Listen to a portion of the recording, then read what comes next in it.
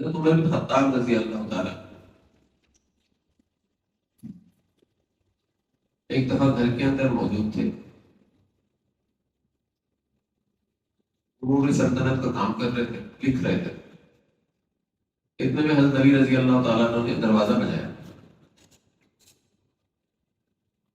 پوچھا کون؟ فرمایا علی۔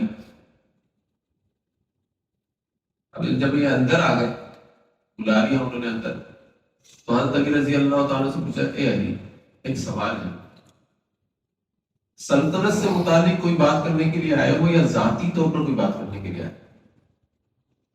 فرمایا نہیں، سلطنت کے متعلق تو میں بات کرنے کے لیے نہیں آیا، ذاتی طور پر بات کرنے کے لیے آیا۔ فوراً ہی چراغ جل رہا تھا، چراغ کو بجھا، فرمایا اب اندھیرے میں بات کرو۔ تو حضرت علی رضی اللہ عنہ نے فرمایا، اے عمر، گھر میں جب مہمان آ جاتا ہے چراغ تو جلایا کرتے ہیں، تم نے چراغ بجھا دیا۔ فرمایا علی، اسی لیے تو سب سے پہلے سوال پوچھا تھا تم سے کہ تم سلطنت کے امور کے متعلق بات کرنے آئے ہو یا ذاتی بات کرنے آئے؟ یہ بیت المال سے چراغ جل رہا تھا، اگر میں اس کو نہیں بجھاتا اور میں اور تم ذاتی بات کر رہے ہوتے تو کل قیامت کے دن اس کا حساب مجھے اور تم کو دینا پڑ رہا۔ میں نے تو بجھایا اس لیے، لیکن تقوی کی بات کر رہا ہوں میں آپ سے،